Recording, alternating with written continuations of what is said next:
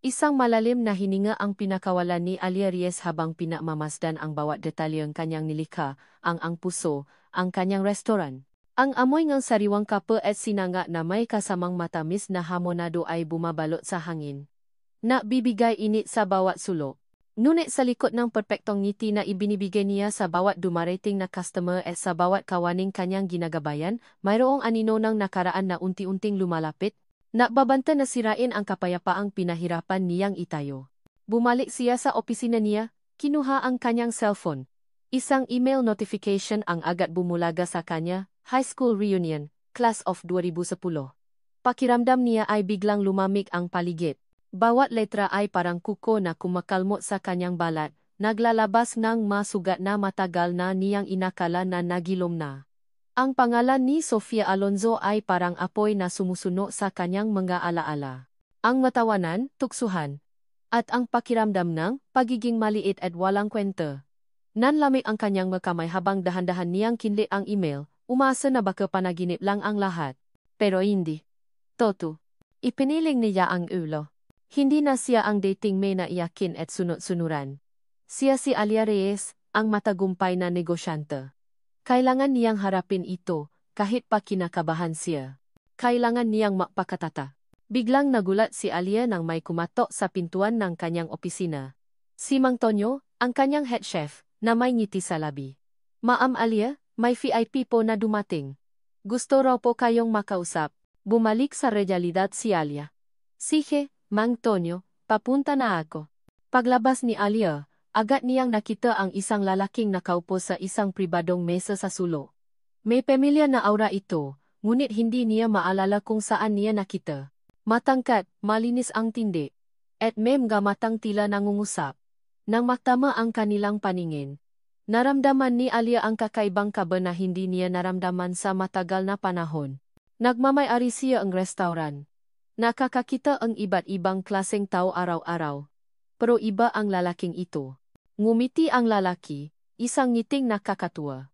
Miss Reyes? Ako nga pala si Marco de la Cruz. Pinasadya ko talaga ang papunta dito para personally kang batiin. Ang sarap ngang pakain at ang ganda ngang restaurant mo. Isa itong obra maestra. Bahagyang namula si Alia. Salamat, Sir Marco. Isang malaking papuri mula sa isang tulad mo. Narinig niya ang pangalan, at biglang na-flashback ang isang business magazine na nakita niya sa newsstand. Si Marco de la Cruz, ang rising star ng Visionary Ads, isa sa pinakamalaking advertising company sa bansa. Anak din siya ng may-ari. Nagpatuloy si Marco, ang kanyang boses ay kalmado at nakaka-relax. May meeting kami dito sa Manila, at nire-recommenda ng kasama ko ang puso. Hindi nga sila nakamali. Sa totoo lang, mayroon akong isang proyekto na sa tingin ko ay magiging perpekto para sa restaurant mo. Interesado ka bang pag-usapan yon? Hindi inaasahan ni Alia ang ganitong alok. Isang malaking opportunity. Ngunit sa likod ng excitement, may bahagi ngang yasip ang naisip kung bakit ngayon pa. Bakit sa panahong kinakabahan siya sa paharap sa kanyang nakaraan, may bago namang kabanata ang nabubukas. Sige, Sir Marco, sagot ni Alia, pinilit na maging profesional. Kailan niyo po gustong pag-usapan? Kung pwede. Ngayon na. Kahit sandali lang, sagot ni Marco, ang kanyang ngiti ay hindi nawala. Pero kung abala ka, naiintindihan ko. Tumingin si Alia sa paligid. Marami pang customer. Ngunit ang oportunidad ay minsan lang dumarating. Okay po, Sir Marco. Doon po tayo sa VIP room para makapag-usap tayo mas privado. Ang pag-usap nila ni Marco ay naging mas magaan at mas personal kaysa sa inaasahan ni Alia. Hindi lang business ang napag-usapan nila, kundi pati na rin ang passion nila sa kanilang mga ginagawa. Nalaman niya na si Marco ay may malalim na pagmamahal sa signing at kultura. At ang layunin ng kanyang kumpanya ay hindi lang kumita kundi magbigay inspirasyon. Nang matapos ang kanilang pag-usap, tumayo si Marco. Maraming salamat sa oras mo, Miss Reyes. Sigurado akong magiging maganda ang collaboration natin. Salamat din, Sir Marco, sagot ni Alia, naramdaman niya ang init sa kanyang mukha. Magandang simula ito. Napaalam si Marco, at naiwan si Alia na tulala. Ang kaba na naramdaman niya kanina ay napalitan ng kakaibang excitement. Hindi lang dahil sa business deal, kundi dahil sa presensya ni Marco. Mayroon siyang aura na nakakapagpakalma, isang bagay na matagal na niyang hinahanap. Ngunit hindi na tagal ang kanyang pagmumuni-muni. May biglang lumitaw sa kanyang screen ng cellphone. Isang notification mula sa group chat ng high school reunion. Pinindot niya ito, at doon, nakita niya ang isang lumang litrato. Ang litrato ay kuha noong high school pa sila. Kitang-kita ang payat at matatakuting bersyon niya, nakayuko ang ulo habang pinatawanan nina Sofia, Chloe, at Isabel. Malinaw pa sa alaala ni Alia ang araw na iyon. Ang kahihiyan. Ang pakiramdam ng pagiging naiisa. Sa ilalim ng larawan, may nakasulat. Hindi ka na bago, loser ka pa rin, makita tayo sa reunion. Ang puso ni Alia ay biglang kumabo ng mabilis. Ang amoy ng kape at hamonado ay biglang nawala, napalitan ng baho ng takot at galit. Nakdilim ang kanyang paningin. Nanginginig ang kanyang kamay habang dahan-dahan niyang dinuro ang kanyang cellphone. Hindi alintana ang ngebasa na salamin. Nagbago siya. At patutunayan niya iyon. Isang mahabang pahinga ang pinakawalan ni Alia habang tinatanaw ang naglalakihang ilaw ng Grand Emerald Hotel. Isang linggo na ang lumipas simula nang matanggap niya ang mensaheng iyon. Sa loob ng araw na iyon, pilit niyang pinipigilan ang sarili na maging alipin ng takot. Si Marco ang nagsilbing sandalan niya. Ang kanyang presensya at mga salita ay unti-unting nagpapakalma sa kanyang isip. Sinikap niyang kalimutan ang pangyayari. Itinutuon ang sarili sa kanyang restaurant at sa bagong business proposal ni Marco. Ngunit sa pagpasok niya sa hotel na iyon, pakiramdam niya ay bumalik ang lahat. Ang hangin ay tila nagiging mabigat, bawat hininga ay puno ng pangamba. Ito ang gabing kailangan niyang harapin ang kanyang nakaraan. Inayos niya ang kanyang itim na gown, simple ngunit elegante, at ipininta ang isang ngiting puno ang kumpiyansa sa kanyang ngalabi. Hindi siya pupunta dito para maktago. Pupunta siya dito para ipakita kung sino na siya ngayon. Papasok pa lang ni Alia sa function hall, agad na bumunga sa kanya ang ingay ng mga tawanan at nakakatuwa ang pagbabatian. Bumalik ang lahat ng alaala. Nariyan ang dating makaklase, ang ilan ay nagbago na, ang iba ay tila hindi tinablan ng panahon. Ngunit hindi nagtagal, isang grupo ang nakakuha ng kanyang atensyon, sila Sofia Alonzo, Chloe Garcia, at Isabel Navarro. Nakaupo sila sa isang sulok, nagbubulungan habang pasimpleng nakatingin sa direksyon niya. Para silang nga linta na sumisipsip ngang kanyang kapayapaan. Humipit ang hawa ni Alia sa kanyang clutch bag. Huminga siya ng malalim. Pinipilit na manatiling kalmado. Hindi na niya hahayaan ang nga ito na sirain siya. Ilang minuto lang, isang boses ang narinig niya sa kanyang likuran, pamilyar at matamis, ngunit may bahid ng pagkamapanukso. Well. Look who's here. Ang ating dating call center girl na ngayon ay nagmamay-ari na ang restaurant. Ang layo na nanarating mo, Alia, May. Naramdaman ni Alia ang panunubo sa bawat salita ni Sofia. Dahan-dahan siyang lumingon, pinanatili ang ngiti sa kanyang labi. Sofia, ang tagal na rin. Chloe, Isabel. Masaya akong makita kayong lahat. Ang tinig niya ay malakas at hindi nanginginig. Taliwas sa kaba sa kanyang dibdib. Ngumisi si Sofia. Ang kanyang mata ay naniningkit. Masaya rin kaming makita ka, May. Akalain mo yun mula sa mga headset at computers, nasa mga kutsara at tinidor ka na ngayon. Ang galing mo naman. Ang nga salita ni Sofia ay tila pinahiran ng lason, ang papuri ay may kasamang panunuya. Nabalitaan ko. Ang ganda raw ngang restaurant mo. Pwede na raw patikman ng nga mahihirap na kaklase, tama? Naramdaman ni Alia, ang pag-init ng kanyang pisngi. Salamat sa concern, Sofia. Bukas ang restaurant ko sa lahat ng gustong tikman ang totoong pagkaing Pilipino. Hindi lang ito para sa piling pili. Nagawa niyang ibalik ang banat, ngunit naramdaman pa rin niya ang tindi ng pait sa dibdib. Biglang nagbago ang aura ng hall nang may pumasok na isang lalaki. Matangkad, malinis ang tindig, at nakasuot ng navy blue suit. Napalingon ang lahat, at naramdaman ni Alia ang pagbilis ng tibok ng kanyang puso. Si Marco de la Cruz, hindi niya inaasahan na pupunta ito. Hindi sila nagplano. Naglakad si Marco patungo sa isang pamilya na muha sa kabilang bandangal, tila may hinahanap. Hindi nagtagal, naktama ang kanilang paningin ni Alia. Ngumiti si Marco, isang ngiting nakakapawing lahat ng kaba ni Alia. Ngunit bago pa siya makalapit, isang anino ang humarang. Si Sofia Alonzo. Naglakad si Sofia patungo kay Marco. Ang kanyang mamata ay kumikinang sa tuwa.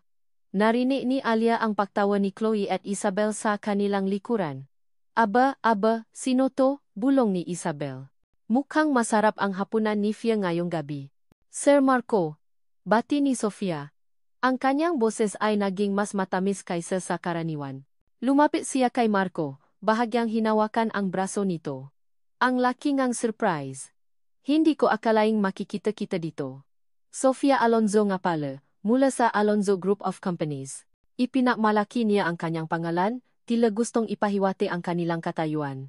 Napaatras si Marco ng bahagya, tila nagulat sa biglaang paglapit ni Sofia. Ah, Miss Alonzo. Magandang gabi. Hindi nawala ang propesyonal na ngiti ni Marco, ngunit naramdaman ni Alia ang bahagyang pagkailang nito. Alam mo, Sir Marco, malapit lang ang Alonzo Group sa Visionary Ads. Marami tayong pwedeng pag-usapan, patuloy ni Sofia, lalong idinikit ang sarili kay Marco. Perhaps, a private dinner. Mayroon akong kilalang restaurant na pwede nating subukan. Naramdaman ni Alia ang pagtaas ng kanyang dugo. Nakatingin lamang siya, pinipigilan ang sarili na sumugo.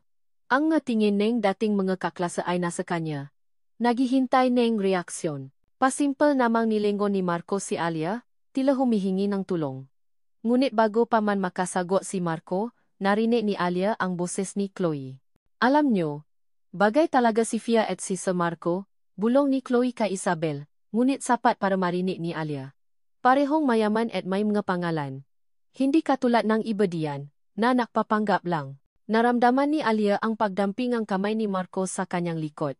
Lumingon siya, at nakita niya ang malalim na tingin ni Marco, tila nagsasabing, ako ang bahala. Ngunit ang tingin ni Sofia sa kanya ay nakpapahiwatig ng galit at pagtatagumpay. Isang ngiti ang sumilay sa malabi ni Sofia, isang ngiting sinasabi, tingnan lang natin kung hanggang saan ang kakayahan mo, May.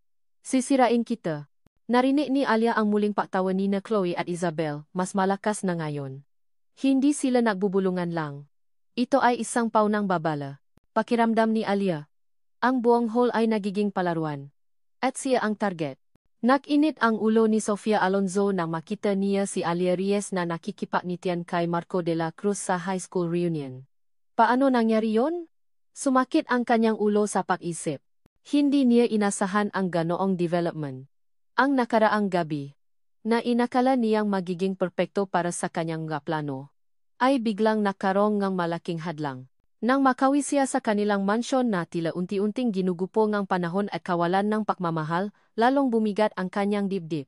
Sumalubong sa kanya ang malamig na hangin at ang katahimikan na tila ba ay may kung anong malalim na problema. Naghihintay sa kanya ang ama, si Don Fernando Alonzo, sa sala. Ang mukha nito ay seryoso, at ang kanyang mga mata ay puno ng pagod. Fia, bunga ng ama. Walang ka-emosyon-emosyon. May balita ako mula sa mga abogado. Ang pagkalugingang kumpanya ay hindi na kayang takpan. Kailangan na nating makbentangam nga ari-arian para lang makabayad sa mga utang. Maliban kung makahanap ka ng isang malaking puhunan o isang paraan para makabangon ang pamilya. Narinig ni Sofia ang bawat salita, parang suntok sa kanyang sikmura. Ang mansyon na ito, ang kanyang status, ang kanyang pangalan, lahat ay nanganganib. Ang katotohanan ay mas malupit pa sa kanyang inaakala. Hindi siya pwedeng maging isang Alonzo na walang kayamanan. Hindi siya pwedeng mawalan ng karangalan sa lipunan. Iyan ang pinakakinatatakutan niya. Nangingini ang kanyang ngalabi habang sumagot. Pero papa, paano? Wala na ba talagang paasa? Napabuntong hininga ang kanyang ama. Mayroong isang paraan. Kung makakahanap ka ng mapapangasawa na kayang sumuporta sa atin, isang taong may kapangyarihan at impluensya. At doon, sumilay sa isip ni Sofia ang mukha ni Marco de la Cruz. Ang CEO ng Visionary Ads, ang anak ng isang bilyonaryo. Siya ang kanyang solusyon. Siya ang kanyang tiket para makabangon. At kung makakapagpasakit pa siya kay Alia sa proseso, mas mabuti. Kinabukasan, agad na gumawa ng plano si Sofia. Ang unang hakbang ay alamin ang lahat tungkol kay Marco. Ang kanyang nga kinikilos, ang kanyang schedule, ang kanyang nga pinupuntahan. Ginamit niya ang kanyang nga koneksyon, ang kanyang charm, at ang kanyang kayabangan para makakuha ng impormasyon. Isang linggo matapos ang reunion, nalaman ni Sofia na may business conference si Marco sa isang high-end hotel sa Makati. Perfect. Ito ang kanyang pagkakataon. Nakadress si Sofia ng eleganteng business attire, nakmumukhang profesional at sopistikada. Sinalubong niya si Marco sa lobby, na kunwari na nagulat. Sir Marco, anong coincidence naman to? Bungat ni Sofia, ang kanyang ngiti ay walang bahid ng pagkamapanukso. Nakmamiting din ako dito. Ang liit talaga ng mundo. Bahagyang nagulat si Marco, ngunit nanatili ang kanyang galang. Miss Alonzo, magandang umaga. Please, call me Fia, ani Sofia, inabot ang kanyang kamay. Nga pala, napakainit ng panahon. Gusto mo bang sumama sa akin sa coffee shop dito sa loob? Libre ko. Nahihiya si Marco. Tumingin sa kanyang relo. Naku, Fia, may next meeting pa kasi ako. Nagmamadali lang ako. Hindi sumuko si Sofia. Ay, sayang naman. Pero naintindihan ko. Bushy talaga ang top executive tulad mo. Pero, kung may oras ka sa ibang araw, I'd love to treat you. Marami tayong pwedeng pag-usapan about business and other things. Ngumiti si Sofia ang may pahiwatig, at nakita ni Marco ang bahagyang pagkailang sa kanyang mukha. Sige, Fia. Maybe some other time. Pagkatapos ay nakpaalam na si Marco, na mamadali. Napaismit si Sofia. Hindi madali si Marco. Pero alam niyang kaya niya itong paikutin. Nakuha mo ba lahat yan? Bulong ni Sofia sa kanyang Bluetooth headset. Kailangan kong malaman ang bawat detalye ng kanyang schedule. Bawat paggalaw. Roger that, Fia. Lahat ay nakuha. Sagot ng isang boses sa kabilang linya. Habang abala si Sofia sa kanyang maplano para may kasal si Marco, hindi niya alam na may isang pares ng mga mata ang nakamasit sa kanya. Si Beatrice B. Santos, nakaupo sa isang sulok ng coffee shop, ay nakita ang buong eksena. Nakikinig siya sa bawat bulungan, pinakmamasdan ang bawat galaw ni Sofia. May hawak siyang maliit na recorder, at bawat salita mula sa bibig ni Sofia ay nire-record niya. Matagal na niyang sinusundan si Sofia. Kilala niya ang tunay na ugali nito, at alam niyang may binabalak itong masama. Nang umalis si Sofia, dahan-dahang tumayo si Bia. Sinundan niya si Sofia sa labas ng hotel. Hanggang sa ito ay sumakay sa kanyang kotse. Kinuha ni Bia ang kanyang cellphone, binuksan ang kamera. At kinuhanan ng litrato si Sofia habang kausap nito ang isang hindi pamilyar na lalaki sa telepono. Yes sir, narinig ni Bia ang bahagyang boses ni Sofia. Napausapan na po namin. Sigurado akong kakagat si Marco. Kailangan lang konting pressure. Napakunot ang no ni Bia. Sino kaya itong kausap niya? Hindi pa nakakalayo si Sofia nang makring ang kanyang cellphone. Isang unknown number. Ngumisi si Sofia. Alam niyang ito na ang inaasahan niya. Hello? Sagot ni Sofia. Ang boses ay puno ngang pagkapropaganda. Miss Alonzo? Ako nga pala si Ricardo de la Cruz, sabi ngang pamilya na boses sa kabilang linya. Si Don Ricardo. Ang ama ni Marco. Naramdaman ni Sofia ang mabilis na tibok ng kanyang puso. Ito na. Napakalaki nga interes ko sa pamilya ninyo, Miss Alonzo, patuloy ni Don Ricardo. Narinig ko ang nga plano mo para sa anak ko. At sa totoo lang, mayroon akong ideya na mas makakatulong sa iyo, at sa atin. Napangiti si Sofia. Nararamdaman niya ang tagumpay. Ano po iyon, Don Ricardo? Nice kitang tulungan sa layunin mo, Sofia, sabi ni Don Ricardo, ang kanyang boses ay tila may kapangyarihan. May mungkahi ako para sa iyo at kay Marco, at sisiguraduhin kong magtatagumpay ka sa plano mo. Basta susundin mo ang aking mga utos. Napaisip si Sofia. Alam niyang mapanganib ang makipag-ugnayan sa isang tulad ni Don Ricardo. Ngunit ito ang pinakamabilis na daan sa kanyang tagumpay. Nakuha ko na po, Don Ricardo. Anuman po ang gusto ninyo, handa akong makipagtulungan. Ang ngiti niya ay lumawa, isang ngiting puno ng kabulukan. Hindi niya alam na ang tawa na iyon ay simula ng kanyang pagbaksa. Isang linggo matapos ang high school reunion, hindi pa rin mawala sa isip ni Alia ang ngiti at panunukso ni Sofia. Lalo na ang paraan ng paglapit nito kay Marco. Nakaupo siya sa kanyang opisina sa ang puso, nakatiti sa screen ng kanyang laptop, ngunit ang kanyang isip ay lumilipat sa mga pangyayari. Sinusubukan niyang kalimutan ang lahat, subalit ang bawat pa-ring ng kanyang cellphone ay nakpapabalik sa kanya sa maalaala ng takot. Naramdaman niya ang init ng kamay ni Marco sa kanyang balikat. Napalingon siya at nakita niya ang malalim na paalala sa mamata nito. May problema ba, mahal? Tanong ni Marco, ang kanyang boses ay puno niyang pag-alala. Wala naman, Marco, sagot ni Alia, pilit na ngumiti. Naisip ko lang yung reunion. At si Sofia. Umupo si Marco sa tabi niya, hinawakan ang kanyang kamay. Huwag mo nang isipin yon. Alam kong mahirap, pero kailangan mong maging matata. Hindi ka na ang dating may na kilala nila. Ikaw si Alia Reyes.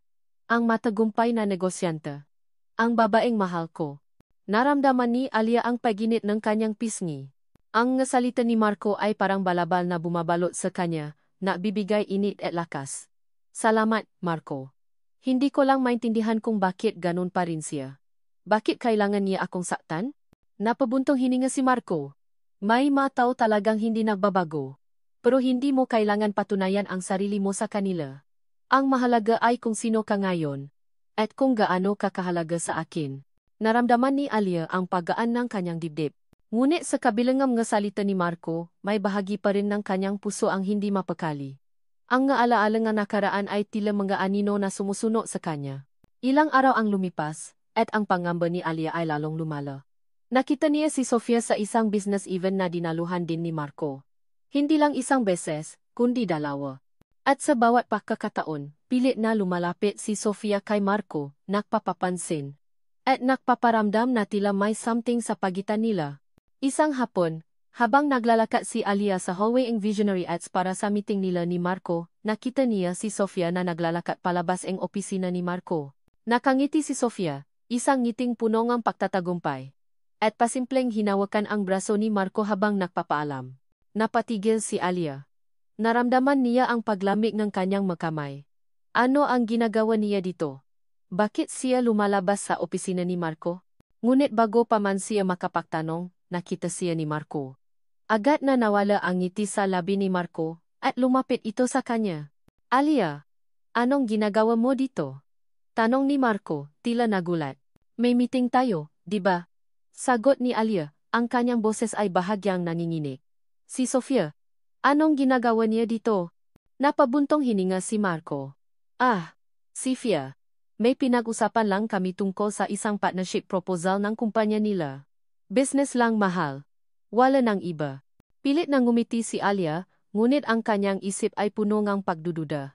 Alam niyang nasasabi ngang totoo si Marco, ngunit ang presensya ni Sofia ay nagpapabalik sa kanya sa maalaala ng panunukso. Kinabukasan, habang abala si Alia sa kanyang restoran, may isang babaeng lumapit sa kanya. Matangkad, may maikling buhok, at may mga matang tila may gustong sabihin. Si Beatrice Bea Santos, Alia Reyes, tanong ni Bea, ang kanyang boses ay malumanay. Ako nga pala si Bea Santos. Kailangan kitang makausap. Mahalaga. Nagulat si Alia. Hindi niya kilala si Bea. Ngunit may pamilyar sa mukha nito. Paano mo ako nakilala? Nasa reunion din ako, sagot ni Bea. At matagal ko nang sinusundan si Sofia Alonzo. Alam ko ang ginagawa niya sa iyo. At alam ko rin ang ginawa niya sa akin. At sa iba pa.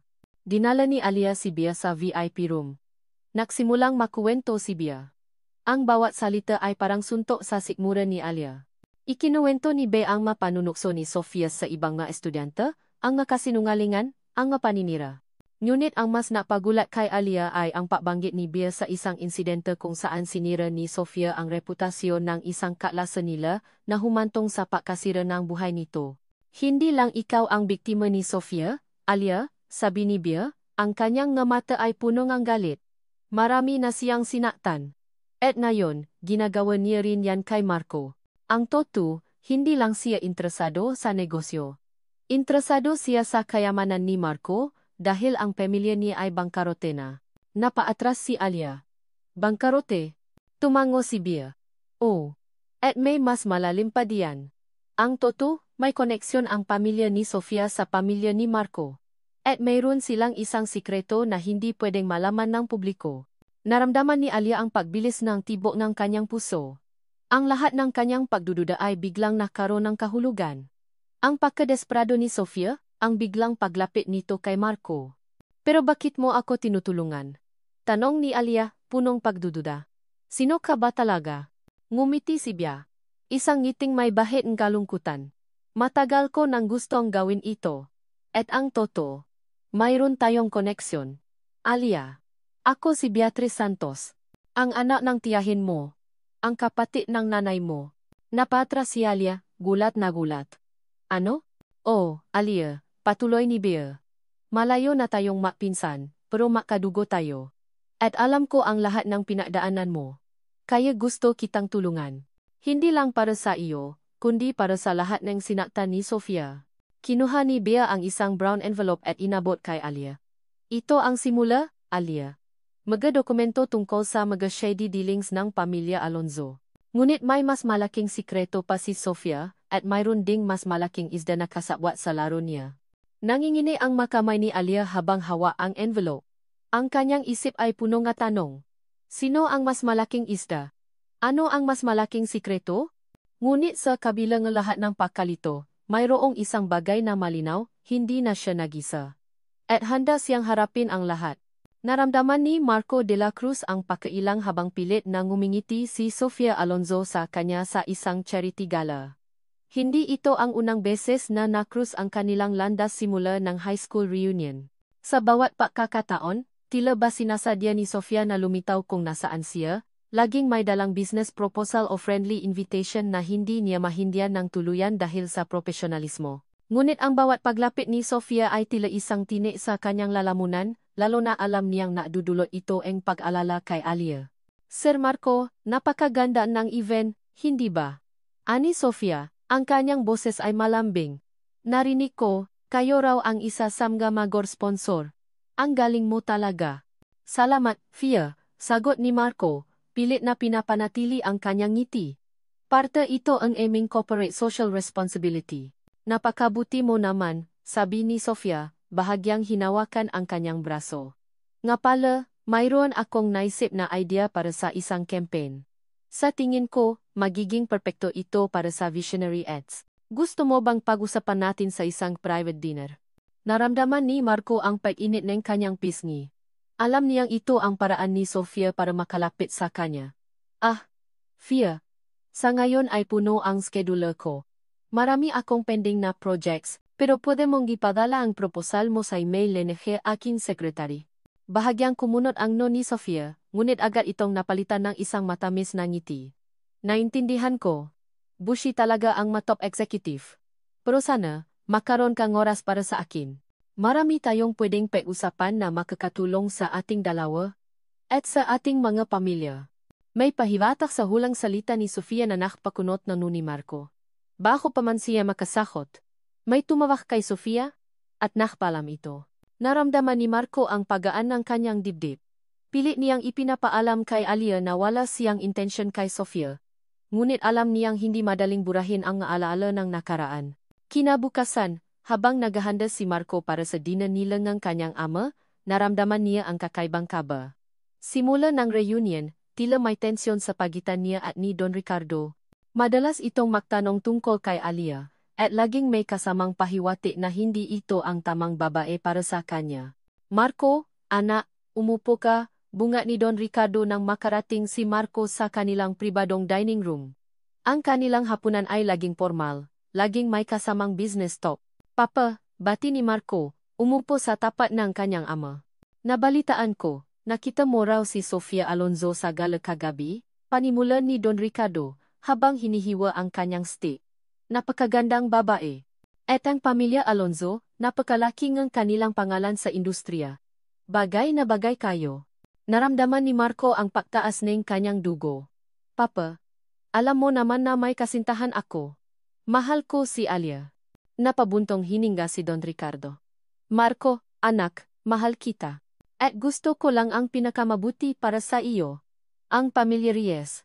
Hindi sila kasing level natin. Kailangan mo nga baeng makakatulong sa iyo na palakihin ang ating imperyo, hindi isang taong magiging pabigat.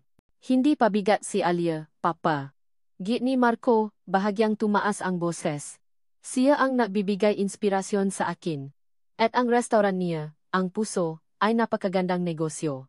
Siya ang nagtayo noon mula sa wala. Mula sa wala, sabi ni Don Ricardo, may bahid ng panunuyas sa kanyang boses, narinig ko ang makwento. Ang kanyang nakaraan bilang isang call center agent. Hindi iyon ang uri ng background na gusto kong maging bahagi ng ating pamilya, Marco. Napaklench ang kamao ni Marco. Ang nga salita ng kanyang ama ay parang magkutsilyo na sumasaksak sa kanyang puso. Paano niya ipapaliwanag sa kanyang ama na ang nakaraan ni Alia ay bahagi ng kanyang lakas, hindi ng kanyang kahinaan? Pagkatapos hapunan, umuwi si Marco na puno kabahala. Hindi niya maintindihan ang pagka-obses ni Don Ricardo kay Sofia. Mayroon pa bang iba? Kinabukasan, habang nagtatrabaho si Marco sa kanyang opisina, narinig niya ang boses ng kanyang ama sa kabilang linya. May kausap ito sa telepono, at ang boses nito ay pamilyar. "Oh, sigurado ako na magtatagumpay tayo sa planong gito," sabi ni Don Ricardo. "Ang Alonso Group ay kailangan natin. At ang kasal ni Sofia at Marco ang magiging susi sa lahat." Napatigil si Marco. Ang kanyang puso ay biglang kumaboh ng mabilis. "Kasal? Anong kasal? Kailangan lang natin ng konting pressure," patuloy ni Don Ricardo. "At sa tingin ko, ang pakalat ng mga balita tungkol sa nakaraan ng babaeng iyon ang magiging pepektong paraan para mapilitan si Marco." Naramdaman ni Marco ang paglamig ng kanyang kamay. Ang babaeng iyon ay si Alia. Ang kanyang ama ay may kinalaman sa mga lumalabas na balita tungkol sa nakaraan ni Alia. At ang mas masahol pa, may plano itong ipakasal siya kay Sofia. Hindi na naaksaya ng oras si Marco. Agad siyang lumabas ng opisina, kailangan niyang malaman ang buong katotohanan. Habang naglalakad siya sa hallway, nakita niya ang isang pamilya na kotse na nakaparada sa labas ng isang high-end restaurant sa kabilang kalsada. Ang kotse ni Sofia. Naglakad si Marco patungo sa restaurant, at doon, sa isang pribadong mesa sa sulok, nakita niya si Sofia Alonzo. At sa tapat niya, nakaupo si Don Ricardo de la Cruz, nangingini ang magkamay ni Marco. Nakita niya si Don Ricardo na may iniaabot na isang makapal na sobre kay Sofia. Nakatinginan sila, at ang kanilang nga mukha ay puno ng misteryo. Ang lahat ng kanyang pagdududa ay biglang nagkaroon ng kahulugan. Ang pilit na paglapit ni Sofia, ang pagka-obses ng kanyang ama. Ito ay hindi lang tungkol sa negosyo, ito ay isang lihim na kasunduan. At siya, si Marco, ang biktima. Ang ngiti sa labi ni Sofia Alonzo ay halos umabot sa kanyang tenga habang nakmamaneho siya patungo sa pribadong restaurant kung saan siya makikipakita kay Don Ricardo de la Cruz. Ang tawa nito kahapon ay parang musika sa kanyang pandinig. Sa wakas, mayroong isang taong may kapangyarihan na nakakakita ng kanyang halaga. Isang taong handang tumulong sa kanya na makamit ang kanyang pangarap. Hindi niya inakala na ang ama ni Marco mismo ang magiging susi sa kanyang tagumpay. Nakadress si Sofia ng isang mamahaling cocktail dress, ang buhok ay perpektong nakasalansan, at ang kanyang makeup ay walang bahid ng kapintasan. Kailangan niyang magmukhang perpekto. Kailangan niyang ipakita kay Don Ricardo na siya ang karapat-dapat na maging bahagi ng pamilya de la Cruz. Papasok niya sa restaurant, agad siyang inakay ng waiter patungo sa isang pribadong silid. Nakita niya si Don Ricardo na nakaupo sa isang malaking mesa. Ang kanyang mukha ay seryoso ngunit may bahid ng kasiyahan. "Don Ricardo," bati ni Sofia, ang kanyang boses ay puno ng paggalang. "Salamat po sa paimbita." "Maupo ka, Sofia," sabi ni Don Ricardo, itinuro ang upuan sa tapat niya. "Diretsohin na natin. Alam kong may interes ka sa anak ko, si Marco. At alam ko rin ang sitwasyon ng pamilya ninyo." Bahagyang nanlamig si Sofia, ngunit hindi niya ipinahalata. "Opo, Don Ricardo. Gusto ko pong tulungan ang pamilya ko." "Mabuti," sabi ni Don Ricardo, ngumiti ng bahagya. "Mayroon akong isang proposal. Gusto kong makipaalyansa ang ating mga pamilya. At ang pinakamabisang paraan para mangyari iyon ay sa pamamagitan ng kasal ninyo ni Marco." Naramdaman ni Sofia ang mabilis na tibok ng kanyang puso. Ito na. Ito ang kanyang pinapangarap. "Sa kasal ninyo ni Marco, makakatulong ako sa inyong pamilya na makabangon muli," patuloy ni Don Ricardo. "Magbibigay ako ang malaking puhunan sa Alonzo Group. At bilang kapalit, kailangan mong siguraduhin na si Marco ay magiging masaya sa iyo. At kailangan mong alisin ang anumang hadlang sa inyong relasyon." Alam ni Sofia kung sino ang tinutukoy ni Don Ricardo. Si Alia. Ngumiti si Sofia. Isang ngiting puno ng pagtatagumpay. "Naintindihan ko po, Don Ricardo. Gagawin ko ang lahat para maging masaya si Marco sa akin. At sisiguraduhin kong wala nang hahadlang sa aming relasyon." Sa kanyang isip, nakplano na si Sofia. Gagamitin niya si Don Ricardo para makamit ang kanyang layunin. At pagkatapos, kapag nakuha na niya ang lahat, siya ang magiging reyna. Kinabukasan, Habang nagmamanicure si Sofia sa isang high-end salon, kausap niya sina Chloe at Isabel sa telepono. Hindi kayo maniniwala sa balita, girls, sabi ni Sofia, ang kanyang boses ay puno ng pagmamalaki. Si Don Ricardo mismo, ang ama ni Marco, ang kumausap sa akin. Gusto niya akong ipakasal kay Marco. Talaga? Sabay nasigaw ni na Chloe at Isabel sa kabilang linya. Oh, sabi ni Sofia. At bibigyan niya kami ng malaking puhunan para makabangon ang pamilya ko. Hindi ba ang galing ko? Sa wakas, makukuha ko na ang lahat ng gusto ko? At si Alia, hahayaan ko siyang madusa. Sisiguraduhin kong mawawala siya sa buhay ni Marco. Naktawanan sina Sofia, Chloe, at Isabel. Pakiramdam ni Sofia, nasa tuktok siya ng mundo. Wala nang makakapigil sa kanya. Ngunit sa labas ng salon, sa loob ng isang nakaparadang kotse, nakaupo si Bea Santos. May hawak siyang isang maliit na kamera, at ang kanyang mata ay nakatutok sa loob ng salon. Nakita niya si Sofia na nagtatawanan kasama ang kanyang kaibigan. At narinig niya ang bawat salita. Nakuha mo ba lahat yan? Bulong ni Bea sa kanyang sarili, habang tinitingnan ang mga video footage sa kanyang kamera. Nakuha niya ang lahat. Ang pag-usap ni Sofia at Don Ricardo. Ang pagmamalaki ni Sofia sa kanyang kaibigan. Ang lahat ng ebidensya na kailangan niya para ibaksak si Sofia. Ngunit may isang bagay pa siyang kailangan. Ang koneksyon ni Sofia sa pamilya de la Cruz. Mayroon pa siyang kailangan malaman. Pagkatapos ng kanyang manicure, lumabas si Sofia ngang salon. Nakita niya ang isang delivery boy na may dalang isang malaking kahon. Para po sa inyo, Miss Alonzo, sabing delivery boy. Kinuha ni Sofia ang kahon. Nang buksan niya ito, nakita niya ang isang mamahaling designer bag. May kasama itong card. Para sa aking mejijing manugang. Mula kay Don Ricardo. Ngumiti si Sofia. Isang ngiting puno ng pagtatagumpya.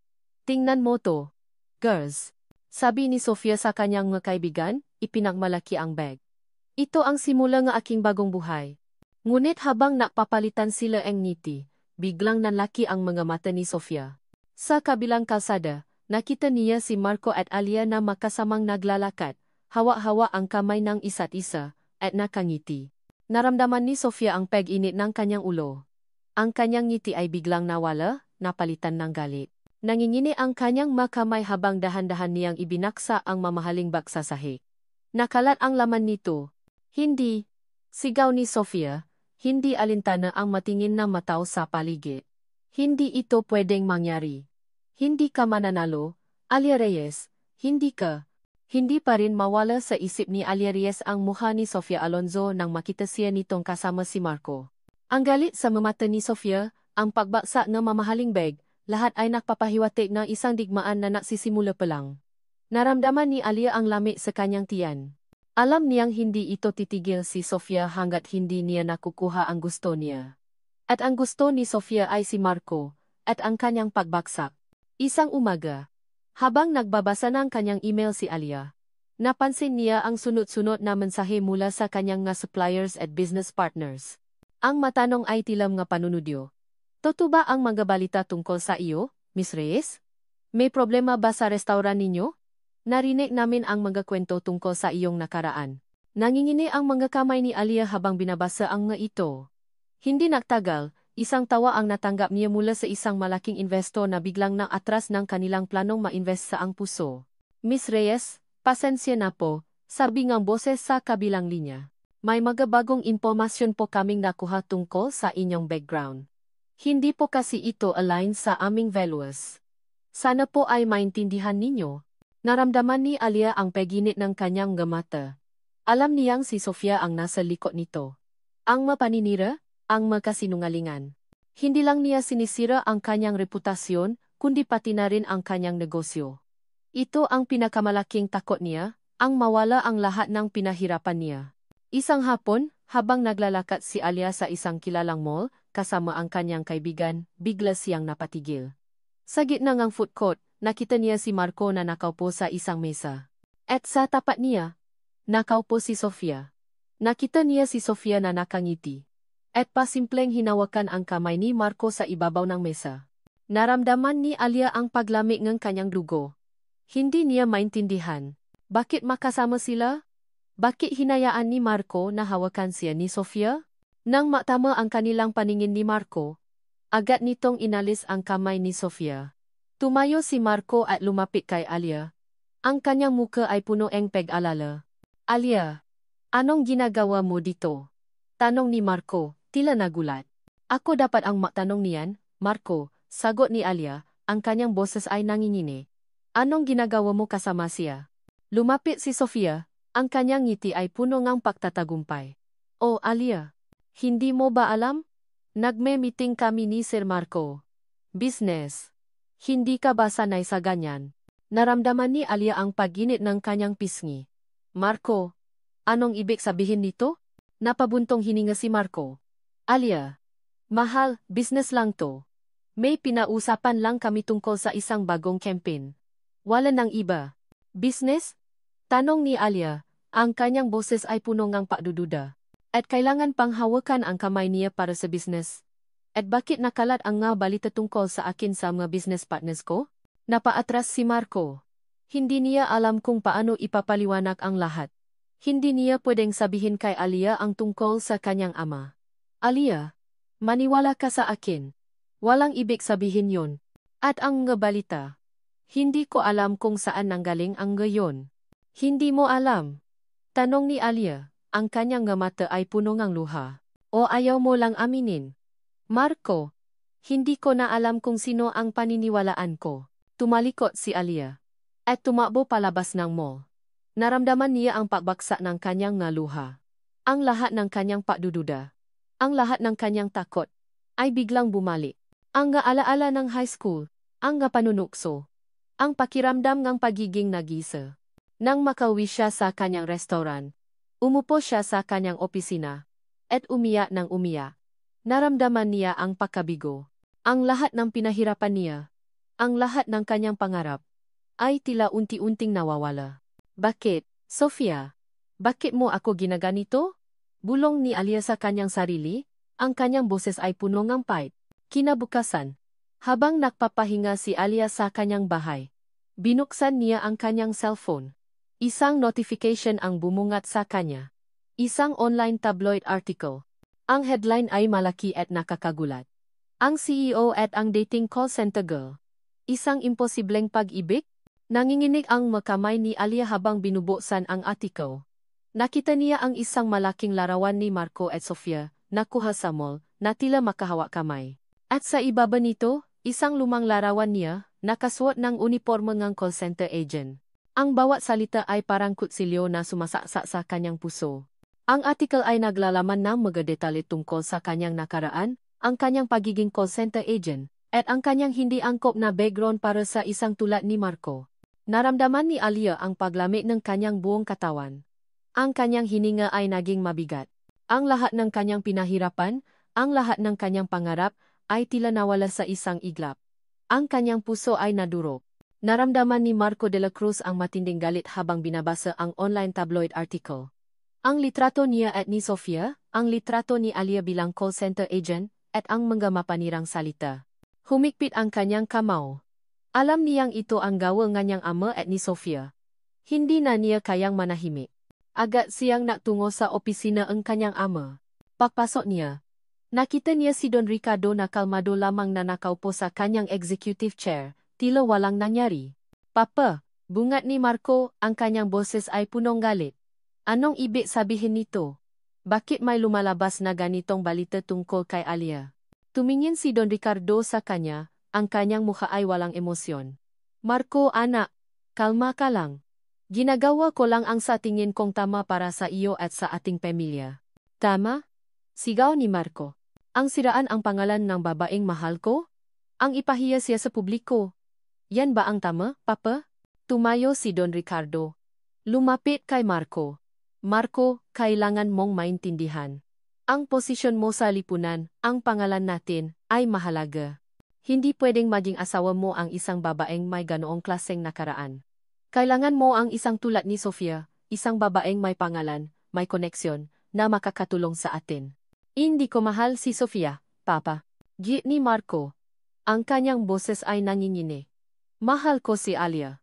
At hindi ko si iwan dahil lang sa mga paninira ninyo. Kung ganon, sabi ni Don Ricardo, ang kanyang boses ay naging malami. Kung pipiliin mo ang babaeng iyon, mawawala sa iyo ang lahat. Ang posisyon mo sa kumpanya, ang mana mo, ang pangalan mo. Handa ka bang isakripisyo ang lahat para sa kanya? Naramdaman ni Marco ang paglami ng kanyang buong katawan. Ang kanyang ama ay seryoso. Ito ang pinakamalaking pagsubok sa kanyang buhay. Pagkatapos ng mainit na pagtatalo sa kanyang ama, agad na tinawagan ni Marco si Alia. Ngunit hindi ito sumasagot. Nagpadala siya ng sunod-sunod na text messages, nagpapaliwanag, humihingi ng tawad, at nagmamakaawa na makipagkita ito sa kanya. Ngunit walang tugon. Nagmaneho si Marco patungo sa restaurant ni Alia, ang puso. Pagdating niya, sarado ito. May nakasabit na karatula. Close for the day. Kumatok siya sa pintuan. Ngunit walang sumasagot. Tinawagan niya ang kanyang matauhan, ngunit wala rin silang alam kung nasaan si Alia. Naramdaman ni Marco ang pagkabigo. Alam niyang nasasaktan si Alia. At ang mas masakit pa, hindi niya ito mapuntahan para ipaliwanag ang lahat. Bumalik si Marco sa kanyang sasakyan, at umupo doon, nakatitik sa saradong restaurant ni Alia.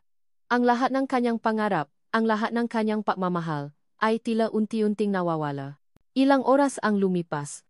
At si Marco ay nasa kanyang apartment. Nakaupo sa sofa. Nakatitis sa isang larawan nila ni Alia. Ang larawan ay kuha noon na silang nag-date, sa isang parke, nakangiti at masaya. Ngayon, ang ngiting iyon ay tila malayo na. Naramdaman niya ang pagkawalang silbi. Hindi niya kayang protektahan si Alia. Hindi niya kayang ipagtanggol ang kanilang pagmamahalan. Biglang nagring ang kanyang cellphone. Isang unknown number. Naalinlangan si Marco, ngunit sa huli ay sinagot niya ito. Hello, Marco, sabi ng boses sa kabilang linya. Si Sofia. Narinig ko ang nangyari. Ang balita. At ang pagtatalo ninyo ang papa mo. Napaklench ang kamao ni Marco. Anong gusto mo, Sofia? Nandito lang ako para sa iyo, Marco, sabi ni Sofia, ang kanyang boses ay malambing. Hindi ka na kailangan pang mapanggap na masaya sa isang relasyong hindi naman para sa iyo. Alam kong nahihirapan ka, at handa akong tulungan ka. Naramdaman ni Marco ang pagtaas ng kanyang dugo. Huwag kang makunwari, Sofia. Alam kong ikaw ang nasa likod ng lahat ng ito. Ako? Tanong ni Sofia, may bahid ng pagka-inosente sa kanyang boses. Nakakamali ka, Marco. Ang totoo, ang papa mo ang gustong mangyari ito. Gusto niya lang ang pinakamabuti para sa iyo. At ako lang ang nakakaintindi sa iyo. Hindi na sumagot si Marco. Pinatay niya ang tawag. Ngunit ilang segundo lang, may dumating na text message mula kay Sofia. Isang larawan. Si Sofia, nakaupo sa tabi ni Don Ricardo sa isang pribadong dining room, nakangiti. Ang kanilang nga mukha ay puno ng pagtatagumpay. At sa ilalim ng larawan, may nakasulat. Nandito lang ako para sa iyo, Marco. Hindi ka na kailangan pang magpanggap na masaya sa isang relasyong hindi naman para sa iyo. Naramdaman ni Marco ang pagbaksak ng kanyang puso. Ang lahat ng kanyang pagdududa, ang lahat ng kanyang takot, ay biglang bumalik. Ang larawan ay parang patunay na wala na siyang pag-asa. Ang kanyang pag-ibig, ang kanyang kinabukasan, ay tila nawala na. Ang mundo ni Alia Reyes ay tila gumuho.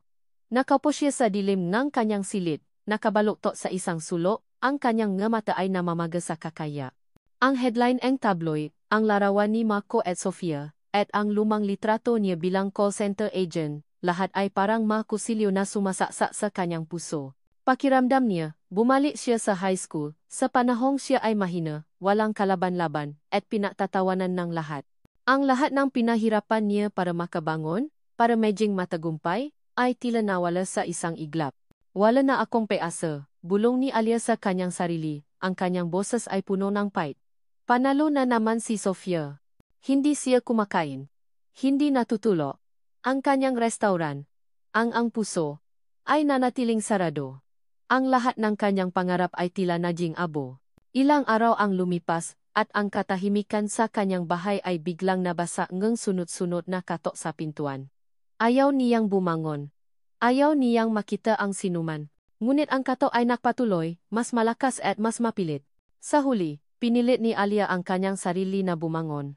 Dahan-dahan niyang binuksan ang pintuan. At doon, nakita niya si Beatriz Bia Santos. Ang mukha ni Bea ay puno ng pag-aalala. Alia. Sa wakas, sabi ni Bea. Agad na niyakap si Alia. Nag-alala ako sa iyo. Bakit hindi ka sumasagot sa katawag ko? Hindi sumagot si Alia. Umiyak lang siya. Dinala ni Bea si Alia sa sala at pinaupo ito sa sofa. Alia, kailangan mong lumaban. Hindi ka pwedeng sumuko. Hindi ka na ang dating maid na kilala nila. Ikaw si Alia Reyes. Wala na akong lakas, Bea, sabi ni Alia, ang kanyang boses ay nanginginig. Panalo na sila. Sinira na nila ako. Hindi. Git ni Bea. Kinuha ang isang folder mula sa kanyang bag. Hindi pa tapos ang laban. Alia. Mayroon akong nakuha na mas malaking ebidensya. Mga dokumento na mapapatunay sa mga illegal na gawain ng pamilya Alonzo. At mayroon pa akong isang bagay na kailangan mong malaman. Napaangat ng tingin si Alia. Ang nga salita ni Bea ay parang isang spark na napasimula ng apoy sa kanyang puso. Binuksan ni Bea ang folder at ipinakita kay Alia ang mga dokumento. Mga bank statements, mga kontrata, mga email, lahat ay napapatunay sa mga pandaraya at pananakaw ng pamilya Alonzo. Ang lahat ng ito ay sapat na para makulong si Sofia at ang kanyang ama. Hindi lang yan, Alia, sabi ni Bea. Ang kanyang boses ay naging seryoso. Ang totoo. Ang pamilya Alonzo ay may malalim na koneksyon sa pamilya De La Cruz. Mayroon silang isang kasunduan na matagal nang tinatago. At ang kasal ni Sofia at Marco ay bahagi ng kasunduang iyon. Naramdaman ni Alia ang paglamig ng kanyang buong katawan. Ang lahat ng kanyang pagdududa ay biglang nakaroon ng kahulugan. Ang pagka-obses ni Don Ricardo kay Sofia. Ang pilit na paglapit ni Sofia kay Marco. Pero bakit mo ako tinutulungan? Bea? Tanong ni Alia. Ang kanyang nga mata ay puno ng pagdududa. Bakit ka na effort ng ganito? Ngumiti si Bea, isang ngiting may bahid ng kalungkutan. Dahil, Alia, makadugo tayo. Ako si Beatrice Santos. Ang anak ng tiyahin mo, ang kapatid ng nanay mo. Napaatras si Alia, gulat na gulat. Ang kanyang tiyahin, ang kapatid ng kanyang ina. Hindi niya alam na mayroon siyang kamaanak. O, Alia, patuloy ni Bea. Matagal ko nang gustong makipag-ugnayan sa iyo. Pero nahihiya ako. At alam ko ang lahat ng pinagdaanan mo. Nakita ko kung paano ka sinaktan ni Sofia. At nakita ko rin kung paano niya sinira ang buhay ng iba. Kaya gusto kitang tulungan. Hindi lang para sa iyo, kundi para sa lahat ng sinaktan niya. Niyakap ni Alia si Bea. Ang kanyang ngaluha ay patuloy na umagos, ngunit sa pagkakataong ito, ang ngaluha ay hindi ng galungkutan, kundi ng pag-asa. Hindi siya nag-isa. Mayroon siyang pamilya. Nang gabing iyon, matapos ang mahabang pag-usap nila ni Bea, tumayo si Alia sa harap ng salamin. Tiningnan niya ang kanyang sarili. Ang kanyang nga mata ay namamaga, ang kanyang buho ay magulo. Ngunit sa likod ng lahat ng iyon, nakita niya ang isang babaeng matatak, isang babaeng handang lumaban. Hindi na ako matatago, bulong ni Alia sa kanyang sarili. Hindi na ako mapapatalo. Kinuha niya ang kanyang cellphone. Nadial siya ang numero. Ang numero ni Marco. Marco, sabi ni Alia, ang kanyang boses ay matatak. Kailangan nating mag-usap. Ngayon na. Narinig niya ang pahinga ni Marco sa kabilang linya. Alia, sa wakas. Nag-alala ako sa iyo. Saan ka? Dito sa restaurant, sagot ni Alia. Kailangan nating magplano. Kailangan nating ipakita sa kanila kung sino tayo talaga. Ngumiti si Alia, isang ngiting puno ng determinasyon. Alam niyang hindi ito magiging madali. Ngunit sa tulong ni Bea, at sa pagmamahal ni Marco, handa siyang harapin ang lahat. Kinabukasan, habang naghahanda si Alia para sa isang bagay na magbabagong lahat, inayos niya ang kanyang sarili. Isinuot niya ang kanyang paboritong business suit, inayos ang kanyang buho, at naglagay ng light makeup. Tiningnan niya ang kanyang sarili sa salamin, at nakita niya ang isang bagong Alia. Lumapit si Bea sa kanya, ang kanyang mukha ay punong kaganga. Handa ka na, Alia. Ipakita mo sa kanila kung sino ka talaga.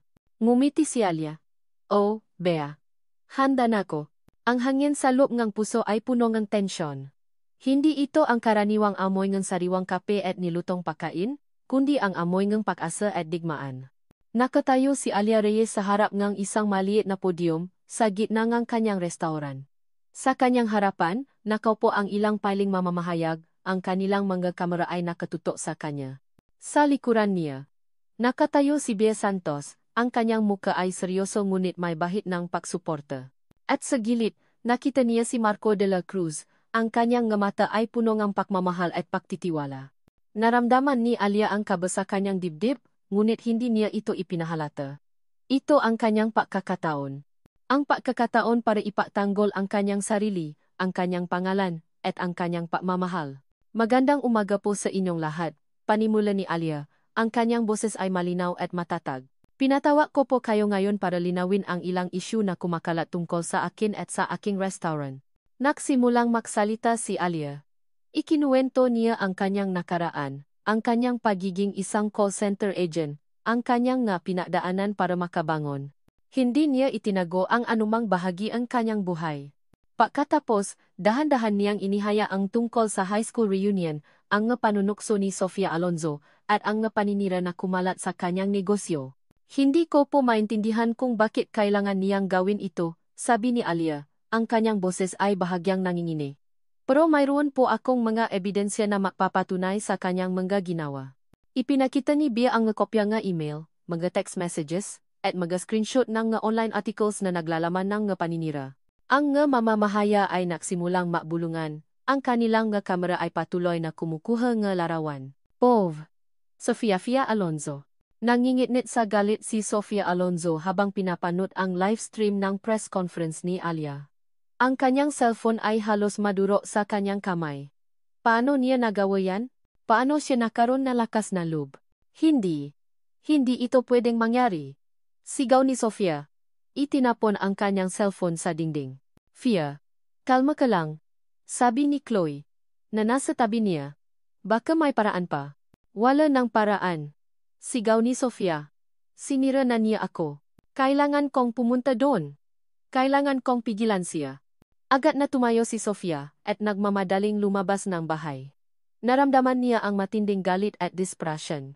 Hindi niya hahayaan na manalo si Alia.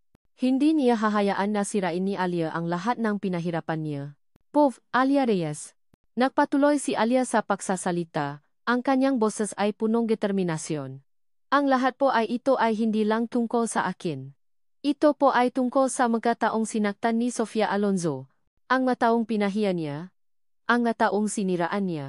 Biglang bumukas ang pintuan ng restaurant at pumasok si Sofia Alonzo, ang kanyang mukha ay puno ng galit. Sinungaling. Lahat ng sinasabi mo ay kasinungalingan, sigaw ni Sofia. Nagmamadaling lumapit sa podium. Hindi totoo ang lahat ng iyan. Siya ang sinungaling. Gusto niya lang sirain ang pangalan ko. Nagulat ang mamamahaya. Ang kanilang mga kamera ay agad na lumipat kay Sofia. Ngumiti si Alia. Isang ngiting puno ng pagtatagumpay. Nandito ka pala, Sofia. Magandang pagkakataon ito para harapin mo ang lahat ng iyong ginawa. Wala akong ginawang masama. Sigaw ni Sofia. Ang kanyang boses ay nangingini. Ikaw ang gumagawa ng drama. Ang losa na tulad mo, walang karapatan na sirain ang pangalan ko. Ngunit bago pa man makasagot si Alia, lumapit si Bea Santos. May hawa itong isang projekta, at agad na ipinakita ang mga video footage at audio recordings. Ang mga video ay napapakita kay Sofia na napaplanong kanyang maapaninira, ang kanyang paglapit kay Marco, at ang kanyang pagmamalaki sa kanyang mga kaibigan tungkol sa kanyang mga plano. Ang mga audio recordings ay naglalaman ng pag-usap ni Sofia at Don Ricardo na napapatunay sa kanilang lihim na kasunduan.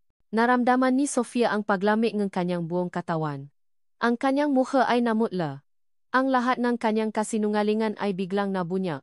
Lumapit si Marco de la Cruz kay Alia, hinawakan ang kanyang kamay. Tumingin siya sa mamamahaya, ang kanyang boses ay malinaw at matata. Ako po si Marco de la Cruz, at gusto ko pong sabihin sa inyong lahat na mahal ko si Alia Reyes. At naniniwala ako sa kanya. Ang lahat ng lumalabas na balita tungkol sa kanya ay pawang kasinungalingan. At handa akong ipagtanggol siya laban sa sinuman. Nasimulang makbulungan ang mga mamahaya. Ang kanilang mga kamera ay patuloy na kumukuha ng larawan. Ang balita ay kumalat ng mabilis. Napaatras si Sofia, ang kanyang mukha ay puno ng hahihiyan at galit. Ang kanyang mga kaibigan, sina Chloe at Isabel, ay naktago sa likuran niya.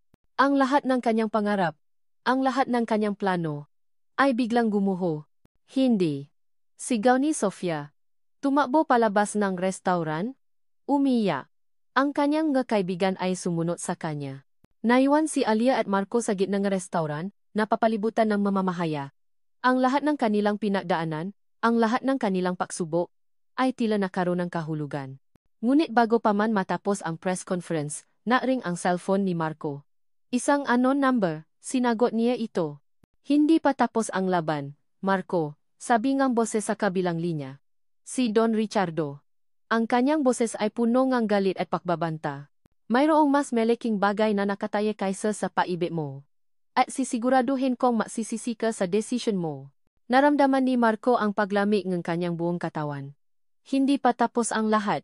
Kasabay nito, isang notification ang lumabas sa screen ng mga mamahaya. Isang lumang litrato. Ang larawan ay nagpapakita ng batang Marco at batang Sofia. Makasama, nakangiti, sa isang lumang party. Sa likuran nila, nakita ang mga magulang ni Sofia at Don Ricardo, na tila may pinag-usapan. Ang larawan ay napapahiwatig ng isang mas malalim na koneksyon, isang sikreto na matagal nang tinatago.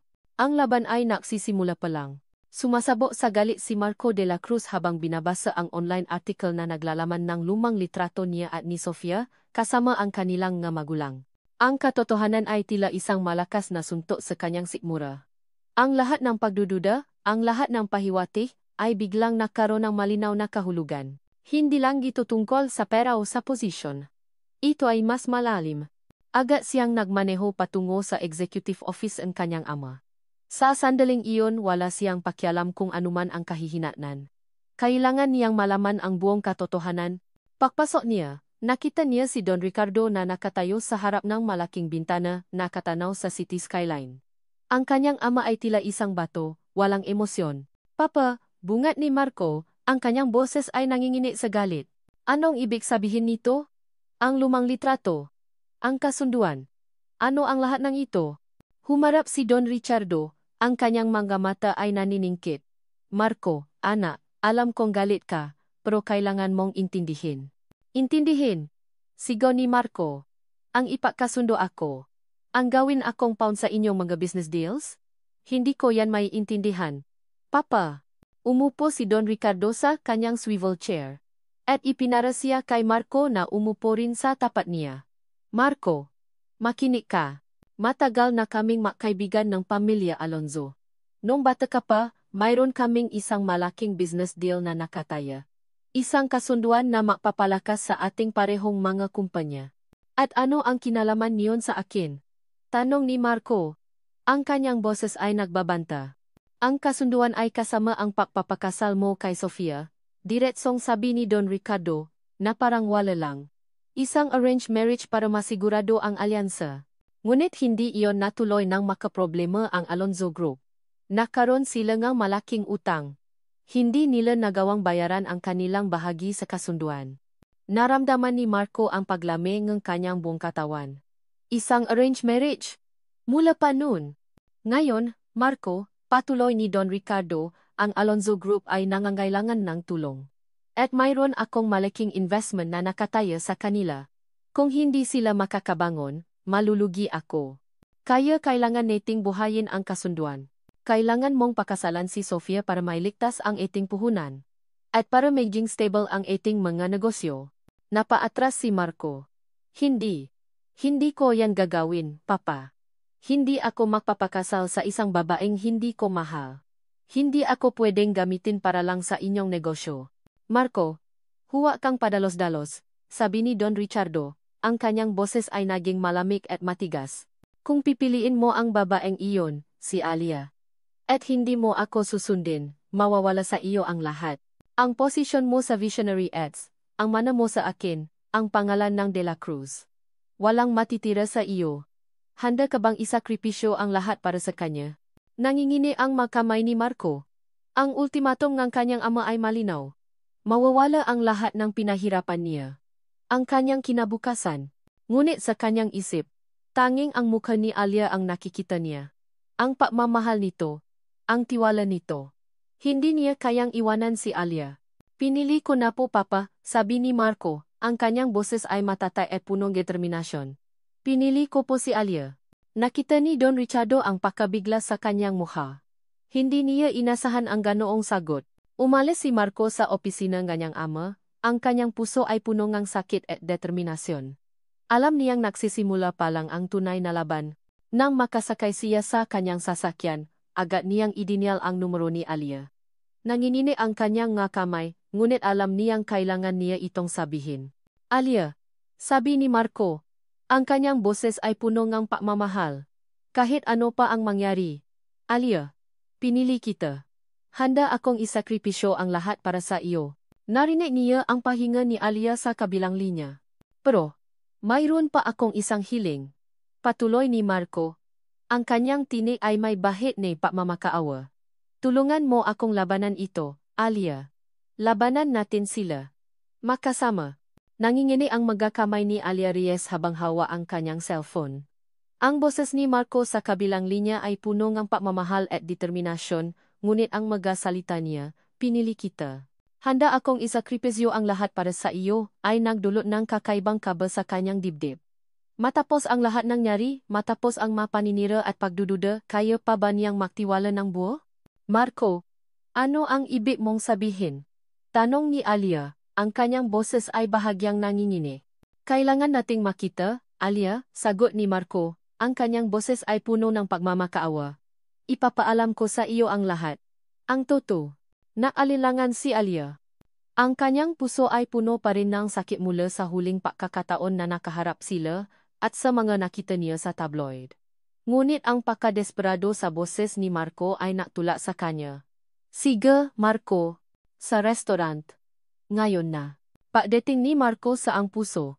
Nakita niya si Alia na nakaupo sa isang mesa sa sulok, ang kanyang mukha ay seryoso. Agad na lumapit si Marco. At umupo sa tapat niya. Alia, mahal, panimula ni Marco, hinawakan ang kanyang kamay. Alam kong nasasaktan ka. At naintindihan ko kung bakit. Pero kailangan mong malaman ang buong katotohanan. Nasimulang makwento si Marco. Ang lahat ng pag-uusap niya sa kanyang ama, ang ultimatum ni Don Ricardo, at ang lihim na kasunduan sa pagitan ng pamilya de la Cruz at Alonzo. Ikinuwento niya ang tungkol sa arranged marriage na pinlano mula pa noong bata pa sila, at kung paano ginagamit ni Don Ricardo si Sofia para sa kanyang business interest. Hindi ko alam na ganon ang plano ng papa ko. Alia, sabi ni Marco. Ang kanyang mamata ay puno ng pagsisisi. Hindi ko alam na may kinalaman siya sa mapaninira sa iyo. Patawarin mo ako. Nakinig si Alia sa bawat salita ni Marco. Ang kanyang puso ay puno ng halo-halong emosyon gulat, sakit, at pagkaunawa. Ang lahat ng kanyang pagdududa ay biglang nakaroon ng kahulugan.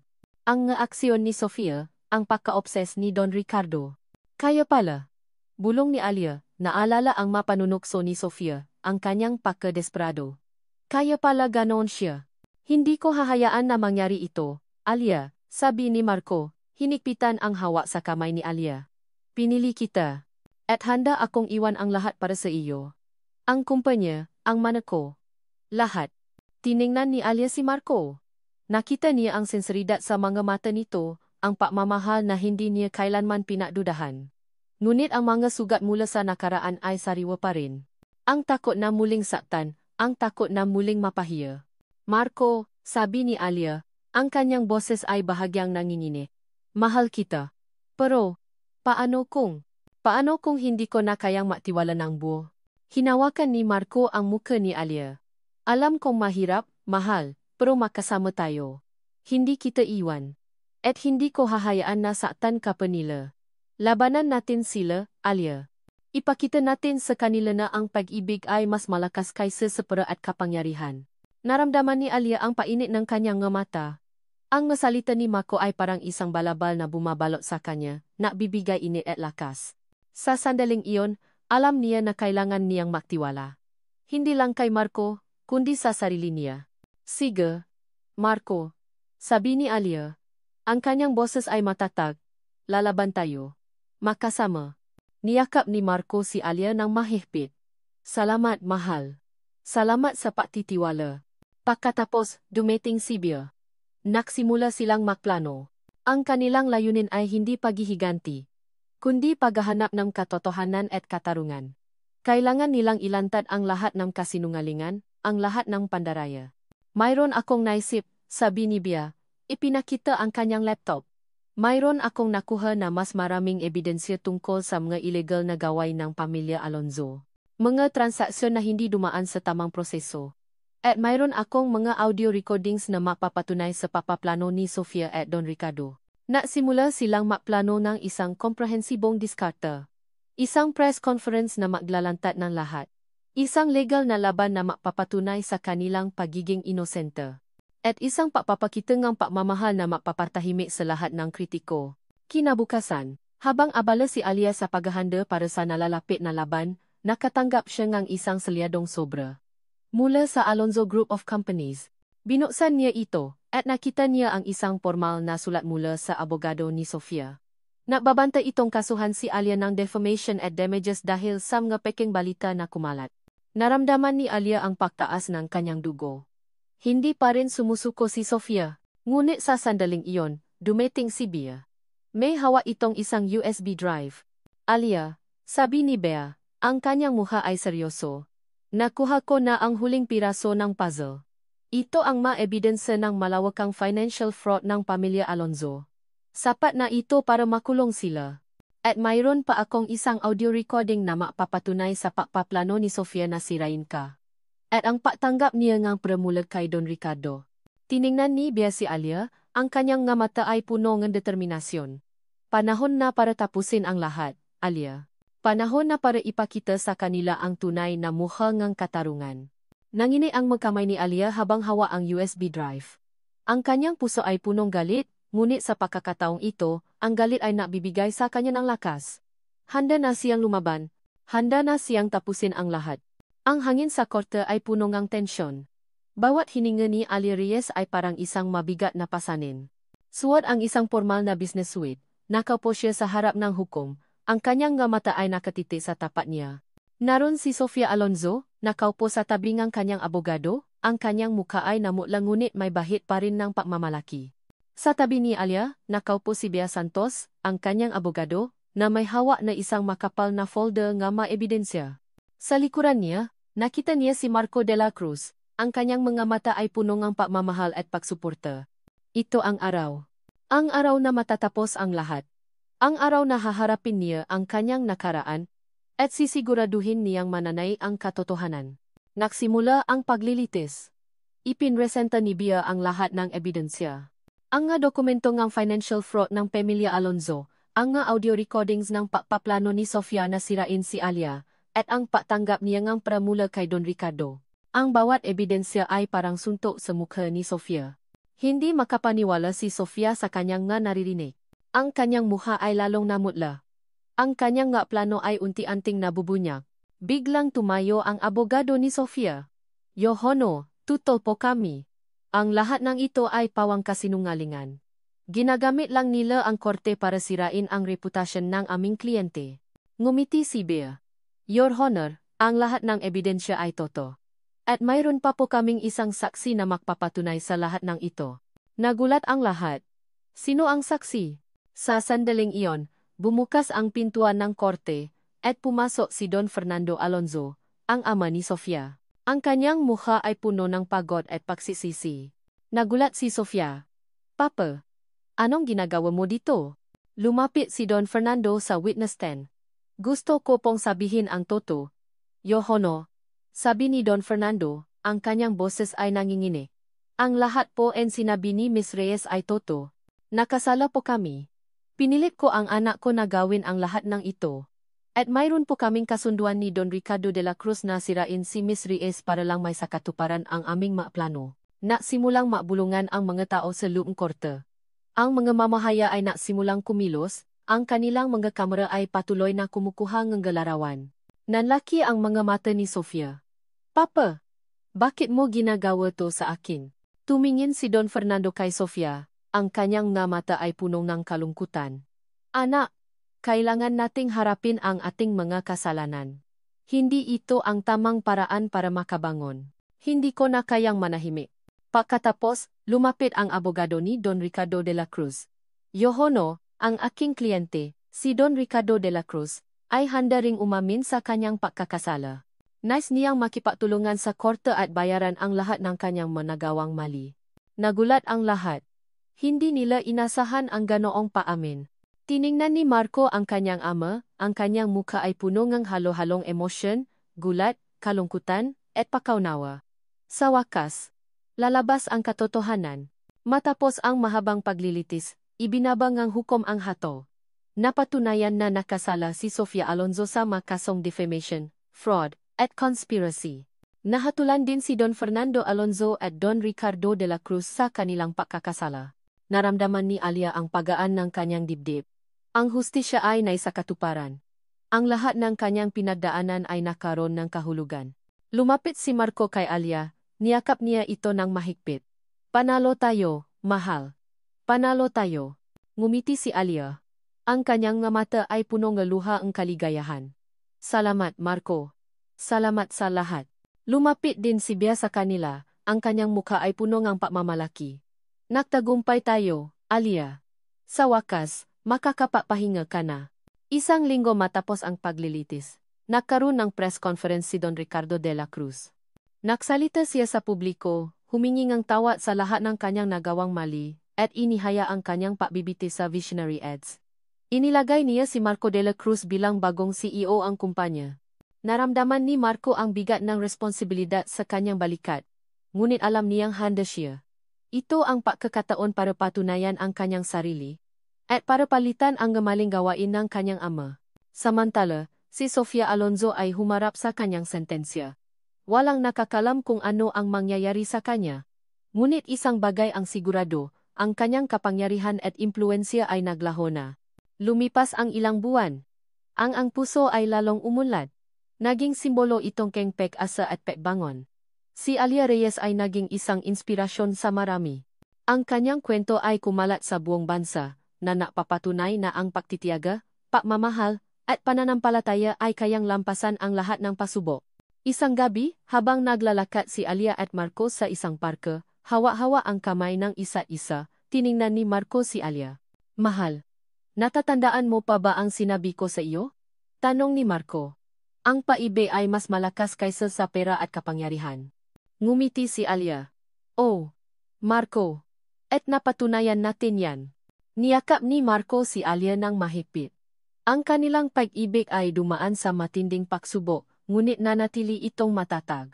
Ang kanilang kwento ay isang patunay na kahit gaano kahirap ang laban, basta't may pagmamahal at pananampalataya, mananay ang katotohanan at katarungan. Ngunit ang buhay ay puno ng mga sorpresa. Isang araw, habang nagbabasa ng balita si Alia, nakita niya ang isang report tungkol sa Alonzo Group of Companies. Tila mayroong bagong investor na handang bumuhay muli sa kumpanya. At ang pangalan ng investor na iyon ay hindi pamilya. Ito ay isang bagong simula. Isang bagong laban. At alam ni Alia na handa siya. Ang huningang hangin sa labas ng ang puso ay tila isang malambing na kanta. 2 taon na ang lumipas simula nang matapos ang lahat ng pagsubok. 2 taon na ang nakalipas mula nang huling makita ni Alia Reyes ang mukha ni Sofia Alonzo sa korte. Ngayon, ang kanyang restaurant ay mas umunlad, ang kanyang puso ay mas payapa, at ang kanyang buhay ay puno ng pagmamahal. Nakaupo si Alia sa kanyang opisina. Nakatiti sa isang larawan niya at ni Marco. Ang ngiti sa kanyang ngalabi ay totoo. Walang bahid ng anumang pait. Ang kanyang nakaraan ay hindi na isang anino na sumusunod sa kanya, kundi isang bahagi ng kanyang paglalakbay na nakpatata sa kanya. Biglang bumukas ang pintuan, at pumasok si Marco. Ngumiti siya kay Alia, isang ngiting nakakapawing lahat ng pagod. Mahal, tapos na ang meeting ko. Gusto mo bang mag-dinner tayo sa labas? Tumayo si Alia, at lumapit kay Marco. Niyakap niya ito ng mahigpit. Sige. Mahal. Pero gusto ko munang maglakad-lakad tayo sa parke. Habang naglalakad sila sa parke, hawa-hawa ang kamay ng isa-isa, naramdaman ni Alia ang init ng araw sa kanyang balat. Ang lahat ng kanyang pinagdaanan, ang lahat ng kanyang pagsubok, ay tila nakaroon ng kahulugan. Alam mo, Marco, sabi ni Alia, dati, akala ko, hindi na ako magiging masaya. Akala ko, habang buhay akong magiging biktima ng nakaraan. Hinalikan ni Marco ang nu ni Alia. Pero hindi. Napatunayan mo sa lahat na mas malakas ka kaysa sa anumang pagsubo. At mas mahalaga ka kaysa sa anumang paninira. Ngumiti si Alia. Salamat sa iyo, Marco. Ikaw ang nagbigay sa akin ng lakas para lumaban. Isang araw. Habang nahahanda si Alia nga hapunan sa kanilang bahay, dumating si Don Ricardo. Ang kanyang muka ay punong ng paggalang at pagmamahal. Ang relasyon nila ni Marco ay ganap ng naibalik, at ang pagka-obses ni Don Ricardo sa pera at kapangyarihan ay napalitan ng pagmamahal sa kanyang pamilya. Alia, anak, sabi ni Don Ricardo. Napakasarap na amoy niluluto mo. Salamat sa pagtanggap mo sa akin sa buhay ninyo. Ngumiti si Alia. Wala po John, Papa Ricardo. Pamilya na po tayo. Niyakap ni Don Ricardo si Alia. Ang lahat ng pait, ang lahat ng galit, ay naglaho na. Ang pagpapatawad ay nagbigay ng kapayapaan sa kanilang lahat. Isang hapon, habang nakakapos si Alia at Bia sa ang puso, tiningnan ni Alia ang kanyang pinsan. Salamat, Bia. Kung hindi dahil sa iyo, hindi ko alam kung ano ang mangyayari sa akin, ngumiti si Bia. Wala yon, pinsan. Ito ang misyon ko. Ang tulungan ang nga taong sinaktan ni Sofia. At ang ipaglaban ang katotohanan. Kumusta na pala si Sofia? Tanong ni Alia. Ang kanyang boses ay kalmado. Napabuntong hininga si Bia. Nasa proseso pa rin siya ng pagbabago. Pero sa tingin ko, natuto na siyang leksyon. Sana. Ngumiti si Alia. Hindi niya kailangan ng paghihiganti. Ang kanyang kaligayahan at kapayapaan ang pinakamalaking paghihiganti. Habang papalubo ang araw, nakatayo si Alia at Marco sa labas ng ang puso. Ang mailawng restaurant ay nabibigay ng mainit na glow. Ang kanilang kamay ay makahawak. At ang kanilang puso ay puno ng pagmamahal. Ang puso ko ay hindi na nakakulong sa nakaraan, bulong ni Alia. Nakatingin sa malayo. Ngayon, ito'y malaya. Buo. At puno ng pag-ibig. Ito ang tunay na tagumpay. Niyakap ni Marco si Alia, at hinalikan ang kanyang labi. Ang kanilang pag-ibig ay isang patunay na ang pagmamahal, pagpapatawad, at pagtitiyaga ay kayang lampasan ang lahat ng pagsubok. Ang kanilang kwento ay isang himala, isang patunay na ang puso ay laging nagwawagi. POV. Alia Reyes. Isang taon na ang lumipas simula ng huling marinig ang ingay ng korte. Isang taon na rin mula nang maksimulang magilom ang masugat. Nakaupo si Alia Reyes sa terasa ng kanyang restaurant, ang puso, habang tanaw ang paglubog ng araw. Ang amoy ng sariwang kape at nilututong pagkaing Pinoy ay nagbibigay ng kakaibang init sa kanyang puso. Ang bawat sulok ng lugar na ito ay saksi sa kanyang ngalaban at tagumpay. Ngayon mas matahimik na ang kanyang mundo. Wala na ang takot at pangamba. Ang nakaraan, bagamat may bahid ng pait, ay naging pundasyon ng kanyang pagbangon. Ang kanyang paglalakbay mula sa pagiging may natakot at mahina, hanggang sa pagiging Alia na matatak at may paninindigan, ay isang paalala na ang tunay na lakas ay nasa loob ng bawat isa. Ang puso ay patuloy na umuunlad. Naging lugar ito hindi lang para kumain, kundi para magbahagi ng kwento ng pag-asa. Marami na siyang natulungan sa pamamagitan ng kanyang advokasya laban sa bullying at sa pagbibigay inspirasyon sa mga nangarap na tulad niya. Nalaman niya na ang pagmamahal sa sarili ang pinakamahalagang aral na kanyang natutunan. Ang pagtanggap sa kanyang nakaraan, at ang pagmamahal sa kung sino siya ngayon. Dumating si Marco, dala ang 2 tasa ng kape. Umupo siya sa tabi ni Alia. Hinawakan ang kanyang kamay. Ang pagmamahal sa pagitan nila ay mas matatak kaysa kailanman. Dumaan sila sa apoy ng pagsubo, at lumabas silang mas matibay. Kumusta ang araw mo, mahal? Tanong ni Marco, ang kanyang mga mata ay puno ng pagmamahal. Maganda, sagot ni Alia, ngumiti. Nasa meeting ako kanina, para sa bago netting branch. Mukhang matutuloy na. Ngumiti si Marco. Ang pagiging CEO ng Visionary Ads ay hindi naging madali para sa kanya, lalo na sa pagbabago ng kultura ng kumpanya. Ngunit sa tulong ni Alia at ang kanyang sariling paninindigan, nagawa niyang linisin ang pangalan ng kanilang negosyo. Pati ang relasyon niya sa kanyang ama, si Don Ricardo, ay unti-unti nang nagilom. Madalas nang bumisita si Don Ricardo sa ang puso, at tila natapwan niya ang tunay na kaligayahan sa payak na buhay, malayo sa mga intriga ng negosyo. Ang pagpapakumbaba ni Don Ricardo ay nagbigay ng kapayapaan sa kanilang pamilya. Malapit na tayong maplano para sa kasal natin, di ba? Biro ni Marco, bahagyang pinisil ang kamay ni Alia. Namula si Alia. Ang kasal ay isang matamis na pangarap, isang simbolo ang kanilang pagtatagumpay. Isang bagong kabanata na kanilang sisimulan, puno ang paasa at pagmamahalan. Dumating si Bia, may dalang folder. Siya ang naging kanang kamay ni Alia, hindi lang bilang pinsan kundi bilang kasosyo sa kanyang nga advokasya. Sa tulong ni Bia, maraming kaso ng bullying at corporate fraud ang naibulga. At marami ng tao ang nabigyan ng boses. Alia, may bagong kaso akong nakalap, sabi ni Bia, ang kanyang mukha ay seryoso. Isang malaking kumpanya ang nagtatago ang kanilang nga illegal na transaksyon. Tiningnan ni Alia si Bea. Ang laban para sa katarungan ay hindi pa tapos. Ngunit ngayon, mayroon na silang mas malaking kakampi, ang kanilang mapuso na puno ng paninindigan. Tara, Bea, sabi ni Alia. Ngumiti. Haharapin natin yan. Ang buhay ni Sofia Alonzo, matapos ang lahat, ay naging payapa. Bagamat humarap siya sa kanyang mga kaso at sa kanyang sentensya, binigyan siya ng pagkakataon na mabago. Maraming bumalik sa kanya, pero sa tulong kanyang ama na si Don Fernando, nagawa niyang bumangon muli sa mas payak na paraan. Walang balita tungkol sa bagong investo ng Alonzo Group. At tila pinili ni Sofia ang isang tahimik at pribadong buhay. Malayo sa sikat at intriga. Nalaman ni Alia na ang pinakamalaking paghihiganti ay hindi ang pagbaksa ng iba, kundi ang pagbangon ng sarili. Sa pagtatapos ng araw, habang nakatanaw si Alia sa mabituin, naramdaman niya ang matinding pasasalamat. Ang kanyang puso ay puno. Ang kanyang kwento ay hindi lamang tungkol sa isang babaeng naging biktima, kundi tungkol sa isang babaeng lumaban, nagmahal, at nanindigan. Hinikpitan ni Alia ang hawa sa kamay ni Marco. Ang bawat sugat ay naging aral.